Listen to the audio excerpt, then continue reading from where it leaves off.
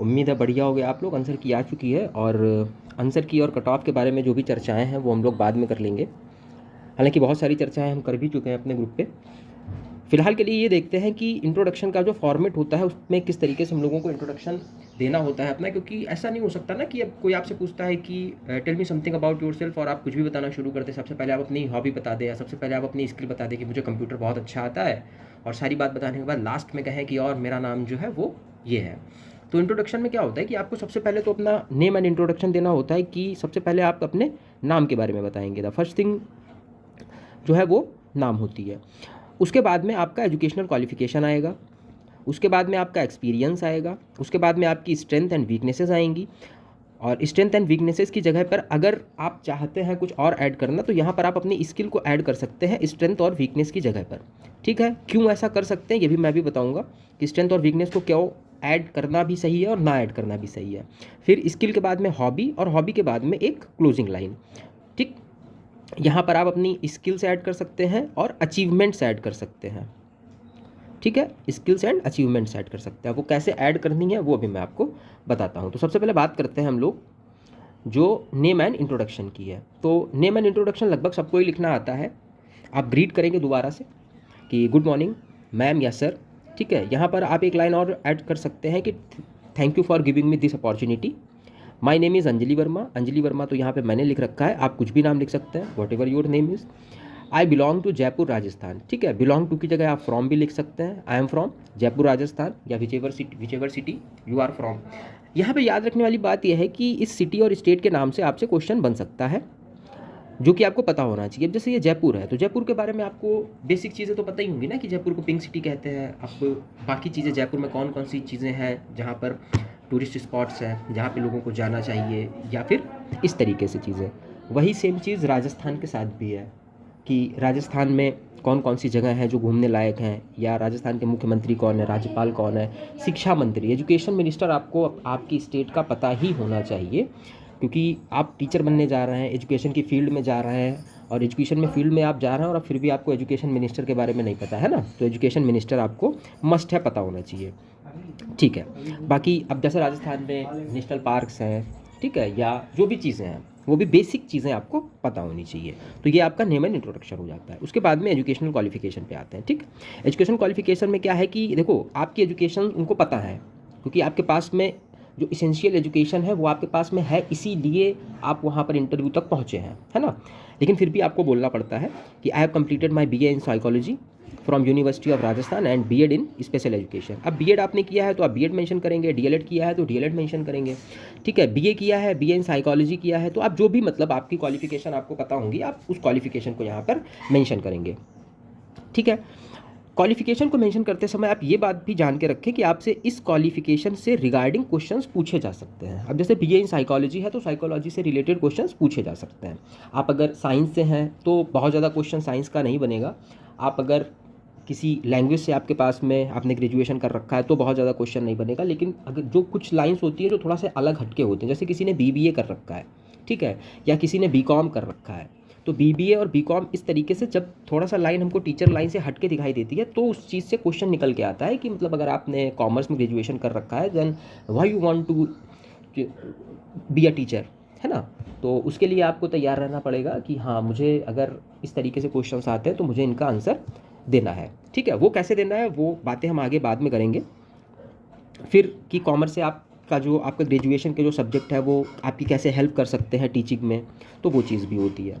ठीक, इसके साथ में आप ये भी चीज़ ऐड कर सकते हैं, आई आल्सो क्वालिफाइड सीटेट, या सीटेट ही आपने किया है केवी के लिए तो सीटेट ही वैलिड था, तो सीटेट किया है। ठीक, इसी एजुकेशनल क्वालिफिकेशन में अगर आपके पास में कंप्यूटर का डिप्लोमा है, ठीक है, कंप्यूटर का डिप्लोमा है या अदर कोई ऐसा डिप्लोमा है जो आपको लगता है कि ये मेरे लिए टीचिंग में अच्छा हो सकता है, तो आप उसको भी यहीं पे मेंशन करेंगे। ठीक, उसके बाद में एक्सपीरियंस और फ्रेशर पार्ट आता है। तो एक्सपीरियंस और फ्रेशर पार्ट में देखो ऐसा है कि कुछ लोगों के पास में एक्सपीरियंस होगा, कुछ लोगों के पास में एक्सपीरियंस नहीं होगा। और ऐसा नहीं है कि जिनके पास में एक्सपीरियंस है वो बहुत अच्छा है कि उसी का सिलेक्शन होगा जिसके पास में एक्सपीरियंस है। ठीक है, तो ऐसा बिल्कुल नहीं है। अगर आपके पास एक्सपीरियंस है और आप उसको दिखा पा रहे हैं, क्योंकि मेन चीज़ ये होती है कि इंटरव्यूअर आपके अंदर जो चीज़ ढूंढ रहा है वो उसको दिखनी चाहिए, तो वो चीज़ होती है। अगर आप एक्सपीरियंसड हैं तो आप इस तरीके से फॉर्मेट करेंगे कि I am working as a special educator अगर करेंटली आप वर्क कर रहे हैं तो वर्किंग ऐड करेंगे, अदरवाइज आप ये कर देंगे कि I worked as a special educator या PRT टीचर जो भी है एट ABC इंक्लूसिव स्कूल, जो भी स्कूल में आपने वर्क किया है since last 2 year where I support children with diverse learning needs. बस इतने से उनको पता चल जाएगा कि हाँ ठीक है, आपने 2 साल वहाँ पे पढ़ा काम किया है या 6 महीने किया है। कुछ बच्चों ने KVS में as a contractual teacher work किया है। यहाँ से क्वेश्चन बनता है इंटरव्यू को आगे डायरेक्शन देने के लिए, एक क्वेश्चन यहाँ से भी उठ सकता है। वो ये उठ सकता है कि you said that you worked as a teacher, then what do you learn from there, है ना, या what do you learn from your profession. तो इन सब चीज़ों के लिए भी आप तैयार रहेंगे, तो उसमें भी आपको बताना है कि आपने क्या क्या सीखा या किस तरीके से आपको हेल्प मिली है पढ़ा करके एक्सपीरियंस के लिए। और एक्सपीरियंस की बात तब करिएगा जब आपके पास में एक्सपीरियंस का सर्टिफिकेट हो, ठीक है। एक्सपीरियंस कैंडिडेट जो भी हैं उनके पास में एक्सपीरियंस का एक सर्टिफिकेट होता है, जो भी जब भी आप किसी प्राइवेट स्कूल में टीचिंग करते हैं तो वो एक सर्टिफिकेट देते हैं, उनसे आप बनवा सकते हैं, उसको एक्सपीरियंस सर्टिफिकेट बोला जाता है। और वो वहाँ पे डॉक्यूमेंट के साथ में आपको सबमिट करना पड़ेगा, तभी आपका एक्सपीरियंस वैलिड है। विदाउट सर्टिफिकेट आपका एक्सपीरियंस वैलिड नहीं है। अगर 3 महीने से कम का है तो फिर तो चल जाएगा, क्योंकि आपने केवी में, कभी ऐसा होता है ना कि किसी ने 1 महीने केवी में काम किया या 2 महीने में एज अ कॉन्ट्रेक्चुअल टीचर काम किया, तो कभी कभी प्रिंसिपल्स नहीं भी देते हैं, तो वो चल जाएगा 2 महीना। लेकिन अगर आप 1 साल 2 साल 6 महीने इस तरीके की बात एक्सपीरियंस में करते हैं तो आपके पास में सर्टिफिकेट होना ही चाहिए, ठीक। फिर बात करते हैं फ्रेशर कैंडिडेट्स की। Fresher candidate, I am a fresher, ये वर्ड यूज़ करना चाहो तो कर लो, वरना ना करो तो ज़्यादा अच्छा है, ठीक है। क्योंकि फ्रेशर जितने भी हैं उन्होंने भी कहीं ना कहीं टीचिंग तो की ही है ना भाई, DLED किया है, B.Ed किया है, BTC किया है, जो भी किया है, सब में इंटर्नशिप लगती है ना। तो इंटर्नशिप के बारे में आप बताइए। During my internship I gain hand on experience in classroom management, lesson planning and behaviour support, ठीक। इस चीज़ को आप मेंशन कर सकते हैं। फिर मैंने कहा था कि स्ट्रेंथ एंड वीकनेस की जगह पर आप क्या ऐड कर सकते हैं, आप स्किल ऐड कर सकते हैं। अगर स्ट्रेंथ और वीकनेस आप यहाँ पे नहीं ऐड करना चाहते हैं, क्योंकि स्ट्रेंथ और वीकनेस अगर आप यहाँ पे नहीं ऐड करेंगे तो ये एक सेपरेट क्वेश्चन बन सकता है, बनने के चांसेस रहते हैं कि वो आपसे आगे के क्वेश्चन में पूछ सकते हैं कि okay then as a teacher, है ना, what are your strengths and weaknesses, तो आप वहाँ पे अपनी बता सकते हैं। वरना आप यहाँ पे स्ट्रेंथ एंड वीकनेस बता सकते हैं कि my strength are patience, effective communication, empathy, adaptability and a child centred approach. अब यहाँ पे देखो, अब जैसे स्ट्रेंथ में आपने लिख रखा है पेशेंस और कम्युनिकेशन, तो ये कम्युनिकेशन जब आपकी स्ट्रेंथ है और आप इंटरव्यू में बात नहीं कर पा रहे हैं सामने वाले से, तो फिर उनको पता है कि हाँ आपने स्ट्रेंथ अपनी झूठ लिख के दी है उनको, ठीक है। तो स्ट्रेंथ में आप वो चीज़ें लिखिएगा जो आप में सच में हो या फिर सच लगनी चाहिए, ठीक। फिर चाइल्ड सेंटर्ड अप्रोच, जैसे चाइल्ड सेंटर्ड अप्रोच, अब बच्चा बोल तो देता है लेकिन जब डेमो के लिए वो खड़ा करते हैं कि ठीक है आप ये टॉपिक पढ़ाइए, वो टॉपिक पढ़ाइए, और फिर वो दिखाई देता है कि चाइल्ड सेंटर्ड अप्रोच आपकी नहीं है, तो आपके जो एक्शंस हैं वो आपके वर्ड के साथ में एकदम कोरिलेट करना चाहिए। ऐसा नहीं है कि आप बोल रहे हैं पूरा जाऊँगा और चले आप पश्चिम जाते हैं, है ना। तो ये चीज़ भी आपको ध्यान रखनी होगी। वीकनेस में क्या होता है कि वीकनेस में हमको एक ऐसी वीकनेस बतानी होती है जो वीकनेस लगे तो लेकिन हो ना, इस तरीके से कोशिश करिएगा किसी ऐसी वीकनेस को कि जैसे मुझे तब तक खुशी नहीं मिलती है जब तक कि मैं अपना काम कंप्लीट नहीं कर लेता हूँ, मैं अपने काम में बहुत ज़्यादा टाइम दे देता हूँ। कभी कभी ऐसा होता है कि मैं अपने काम में बहुत ज़्यादा उलझ जाता हूँ जिस वजह से मैं खाना नहीं खा पाता हूँ, या मैं अदर काम को भूल जाता हूँ। मल्टीटास्किंग, मेरे अंदर मल्टीटास्किंग है, और जिस वजह से मैं एक साथ कई सारे काम स्टार्ट कर देता हूँ, बाद में कोई पूरे नहीं हो पाते हैं तो मुझे ज़्यादा मेहनत करनी पड़ती है। तो ये चीज़ होती है। इसमें क्या होता है कि जैसे ये जो लिखा हुआ I tend to be a perfectionist and sometimes spend extra time on small details but I, हाँ, और ये भी फिर तुमको ये भी बताना पड़ेगा कि मैं अपनी इस वीकनेस पे काम भी कर रहा हूँ। जैसे अगर मुझे टाइम ज़्यादा लग रहा है किसी चीज़ में, या जब तक कि काम मुझे हो नहीं जाता है तो मुझे जो है सेटिस्फेक्शन नहीं मिलता है, लेकिन मैं इस पर काम कर रहा हूँ टाइम मैनेजमेंट के थ्रू। अब मैं टाइम टेबल बना लेता हूँ अपने किसी भी काम को करने से पहले, है ना। तो इस तरीके से उनको दिखना चाहिए कि वीकनेस है तो, लेकिन इस पर काम भी हो रहा है। फिर अगर आप इसकी जगह पे अपनी स्किल्स ऐड करेंगे तो कैसे ऐड करेंगे, जैसे किसी की स्किल हो सकती है बहुत अच्छा कंप्यूटर नॉलेज होना, तो बहुत अच्छा कंप्यूटर नॉलेज होना ये आपकी स्किल है, तो आप उसको ऐड कर सकते हैं यहाँ पर, ठीक है। उसके बाद उसके साथ में अगर अचीवमेंट्स की बात करें तो कुछ लोग बच्चों के पास में अचीवमेंट्स भी रहते हैं, जैसे किसी ने स्टेट लेवल पे कोई गेम खेला हुआ है ना, या किसी ने और कोई अचीवमेंट्स हैं कि आप बहुत अच्छे प्लेयर रहे हों, या आपके पास में सर्टिफिकेट हो NCC का। तो इस तरीके की चीज़ें जो होती हैं अचीवमेंट्स में काउंट होती हैं, तो आप इनको ऐड कर सकते हैं, ठीक है। उसके बाद में हॉबीज़ आती है। तो हॉबीज़ क्या होती है, हॉबी देखो सबकी अलग अलग है। हॉबीज़ सबकी अलग अलग होती हैं। आई एंजॉय रीडिंग बुक्स, किसी को बुक्स पसंद है। Child development, exploring new techniques, strategies and listening to music. जो भी है आपकी हॉबी, आप उसको मेंशन करेंगे।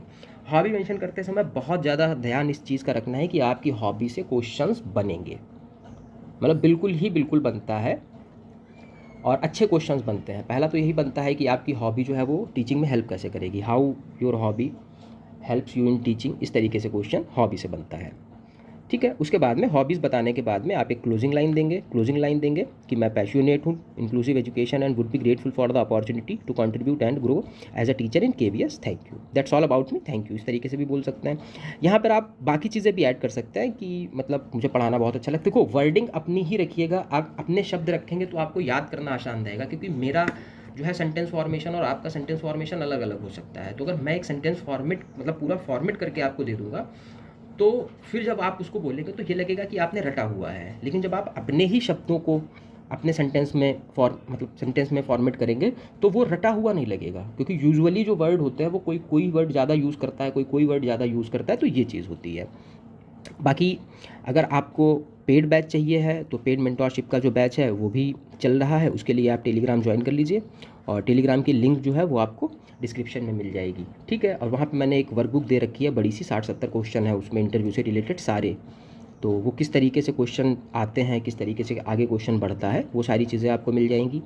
पेड में आपको डेमो के लिए पूरी तरीके से गाइड किया जाएगा, और जो पेड मेंटोरशिप है वो 1-on-1 है, कि मतलब ऐसा नहीं है कि हम सारे बच्चों को एक साथ बिठा करके और सारे बच्चों को एक साथ नॉलेज दे देते हैं। पर्सनली पर बच्चा अलग अलग काम होता है, हर बच्चे के हिसाब से उससे किस तरीके के क्वेश्चन बन सकते हैं, क्योंकि जो क्वेश्चन एक्सपीरियंस्ड टीचर के साथ में बनेंगे वो बच्चे वो क्वेश्चन फ्रेशर से नहीं बनेंगे ना। अगर किसी ने 3 साल के लिए का एक्सपीरियंस है किसी के पास में, तो उससे सबसे पहले यही चीज़ पूछी जाएगी कि ठीक है, तो क्लास 3rd में किसी चैप्टर का नाम बताइए, क्लास 3rd में हिंदी का नाम बता दीजिए, 4th, तो ये लेकिन फ्रेशर से नहीं पूछा जाएगा, क्योंकि पता है कि हाँ अभी इसने पढ़ाया नहीं है तो इसको क्या ही पता होगा। एक्सपीरियंस से जो एक्सपेक्टेशंस होती हैं वो अलग होती हैं, क्योंकि अगर आपके पास में एक्सपीरियंस है तो आपको NEP, NCF, इन सारी चीज़ों के बारे में पता होना चाहिए। फ्रेशर के साथ में ये चीज़ नहीं होती है कि अगर वो NEP का आंसर नहीं भी दे पाता है तो बहुत बुरा नहीं माना जाएगा, लेकिन अगर एक एक्सपीरियंस जो बंदा है वो ये नहीं बता पाता है NEP के बारे में या निपुण के बारे में, दीक्षा के बारे में, FLN के बारे में, तो ये बुरा माना जाएगा कि आप 2 साल आपने टीचिंग करी है और आपको FLN नहीं पता है, आपको निपुण नहीं पता है, ये कैसी बात है। फ्रेशर बच्चा तो कह सकता है कि सॉरी सर, अभी मैं नहीं याद कर पा रहा हूँ, है ना, तो ये चीज़ होती है। दूसरी चीज़ ये ध्यान रखिएगा कि जो आपकी बोलना है उसको इस तरीके से बोलिए कि सामने वाले को समझ में आए। जैसे कुछ लोग बहुत फास्ट बोलते हैं, तो फास्ट मत नहीं बोलना है, आप थोड़ा सा ठहर के बोलिए, थोड़ा सा लाउड बोलिए। लाउड मतलब क्योंकि ऐसा है कि आपके और पैनल के बीच में डिस्टेंस होती है, तो इतनी तेज़ बोलिए कि वहाँ तक आवाज़ पहुँचे। ठीक है, दूसरी चीज़ बहुत धीमे भी नहीं बोलना है, कि कुछ लोग ऐसा होता है कि बहुत ही स्लो बोलते हैं कि yes sir my name is, इस तरीके से, मतलब वो नहीं करना है। ये ध्यान रखिए कि आपका इंट्रोडक्शन जो है वो 1 से 1.5 मिनट के बीच तक चलना चाहिए, क्योंकि आपका जब इंट्रोडक्शन आप दे रहे होते हैं उसी टाइम पे पैनल जो है आपका इंट्रोडक्शन पढ़ रहा होता है, क्योंकि जो सेल्फ अप्रेजल फॉर्म होता है वो देख रहे होते हैं, और उसमें वो सारी चीज़ें देख रहे होते हैं कि हाँ आपसे किस किस चीज़ के बारे में क्वेश्चन पूछना है। ठीक, और बाकी यही है, बाकी आपको बेस्ट ऑफ लक आगे के लिए। रिजल्ट आ जाए तो बहुत अच्छा है, बाकी प्रिपरेशन करते रहिए।